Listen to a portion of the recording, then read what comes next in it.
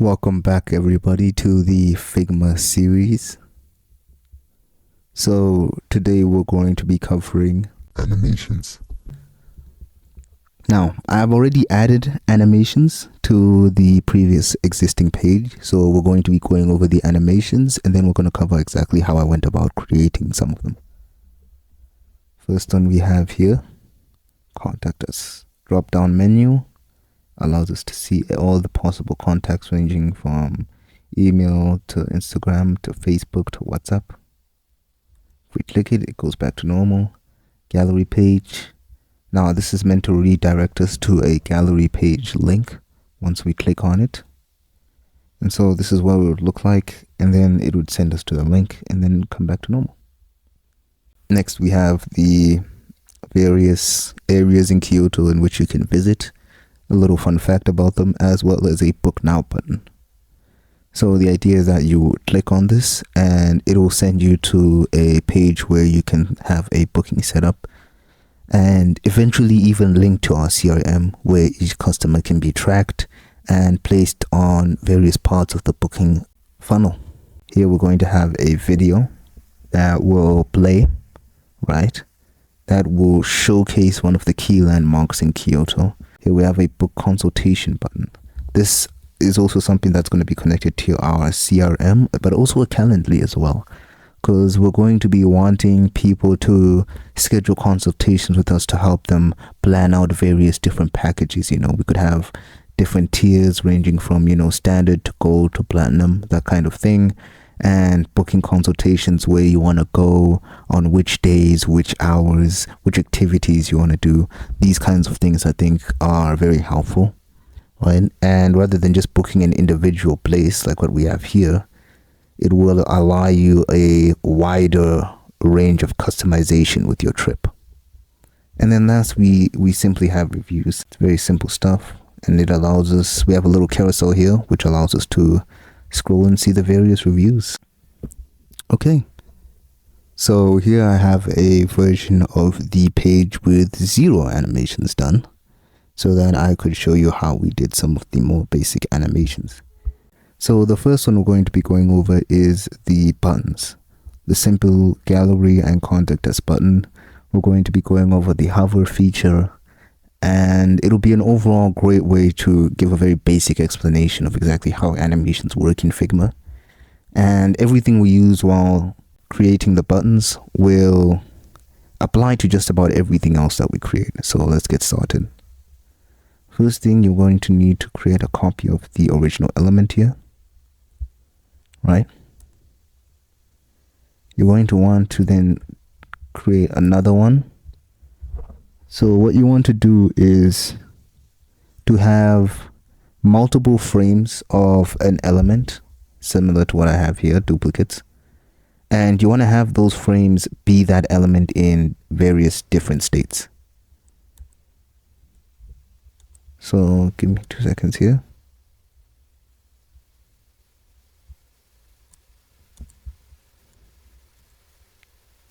So here it's a hovering state where it will be red. And then here is the state after we clicked on it. Alright, and those are the various different states that our gallery button is going to be in. Now, once you have these various different states set up, what you want to do is highlight everything and create a component set right here. Now that we have 3 different component sets here, we can then create various transitions between them. So in order to do that, we move to prototype, add interaction. We can either draw a line or set it manually on the right side. I prefer to draw a line. And then we can say while hovering, can add a little smart animation, make it look a bit smooth. Boom. We say okay. Once the user clicks on the red hovering animation, it will change to this. Boom, just like that. And then we can also add an animation going all the way around back. Just like that.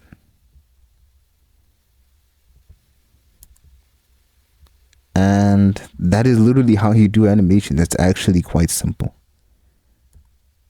And with that, we can copy this version, the one that is inside the component set. We can then delete the existing version, align it, and see how it runs.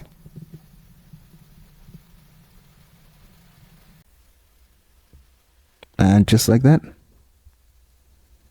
our animation works.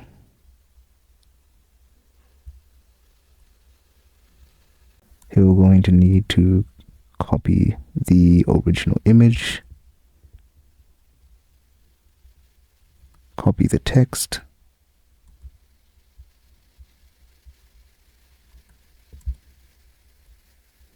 align it into the correct position,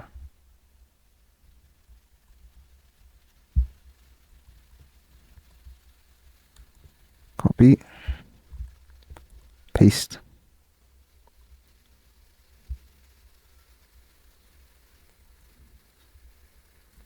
Perfect. Now, because there are multiple elements here instead of one like this one, we're going to need to put it in its own frame.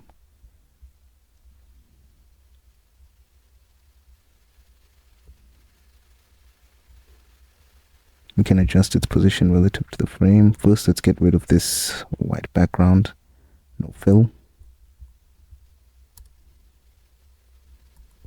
Let's adjust its position relative to the frame. Perfect.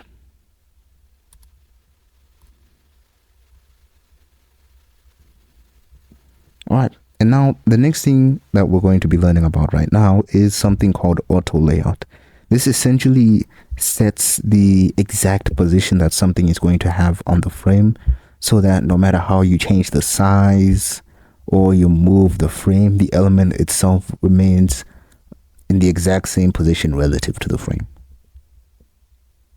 So here we go. Add auto layout. And as you can see, things are a bit misaligned here, and that's because we haven't yet put everything exactly where it's meant to be. First thing we're going to change is the flow. The flow is essentially how everything goes. For example, if there's any sort of overlay, how is the system going to handle that? So right now, any overlaid element or elements colliding with each other are simply moved to the right, which is why first place has moved to the position that it's in. So what we're going to do is going to change the flow to move it vertically, so that if something is overlaying or taking up the same space as something else, the system simply moves it down. And then from there, we can adjust it and make it so that first place goes above. Just like that. Second thing we need to take into account when using auto layout is alignment.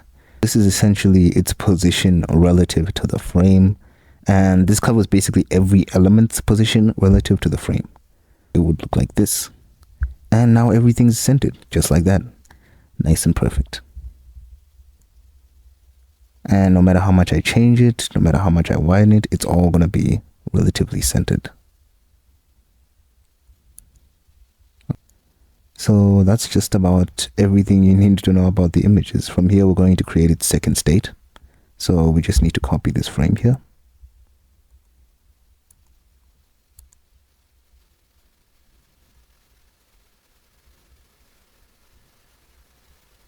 Just like that. Now, first thing we're going to be doing is increasing the size of the image. Just make it a bit bigger. Just like that, we have a larger image. The great thing about frames and their various states is that you can make a world of changes. The first thing we're going to be doing here is adding a little text box that we're going to be using to add that little shadow that we had in the original. Now you can see there's clearly a problem here. That is, the vertical flow essentially means that we can't overlay elements. What you can do here is to have a very simple fix, which is to come here and tell it to simply ignore the flow, the auto layout. And just like that, it's on top of the element. From there, we can adjust its position and move it down. Perfect.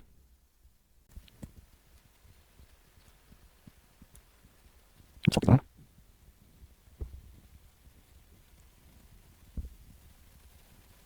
Add some text elements here.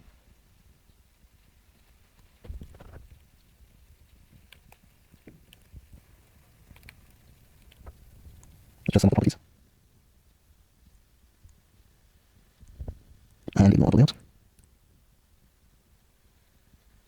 And add more text box here.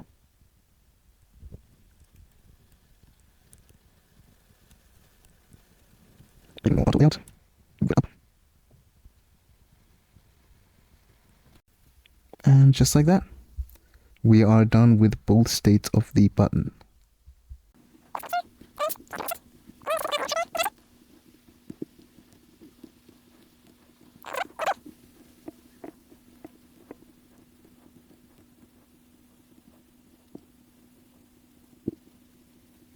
But let's just try this one.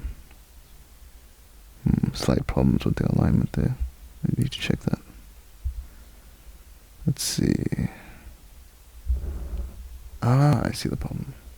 What you can do to fix a small issue like that is you can go to the image size itself and set a auto layout relative to the other one. So let me show you. Auto layout. And then let's see here.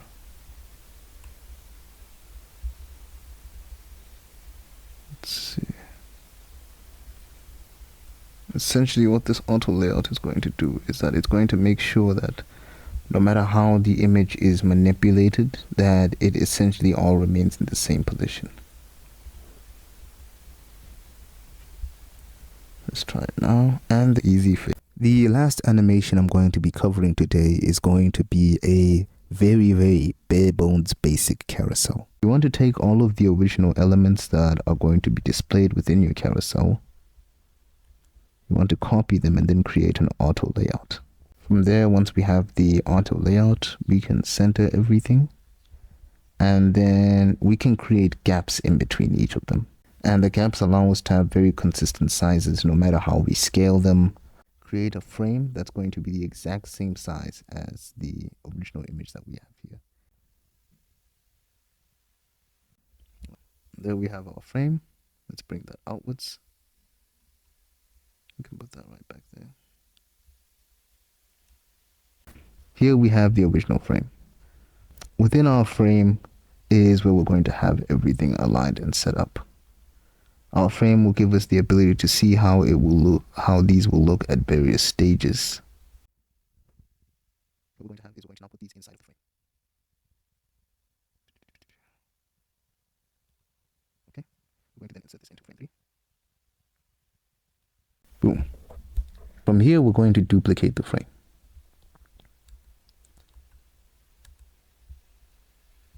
The auto-aligned version of this, the reason I did the auto alignment was because it's still treated the exact same as any element would be in a frame, which is one of my favorite things about using Figma, is that you can compile elements like this.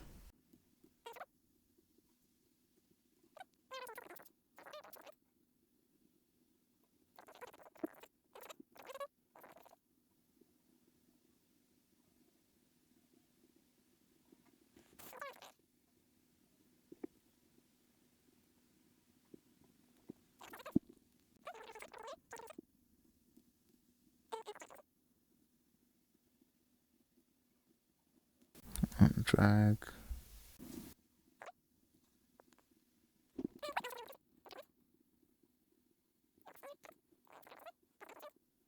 And let's try out the animation. Just like that. Perfect. That is how you create various animations in Figma. Thank you for watching.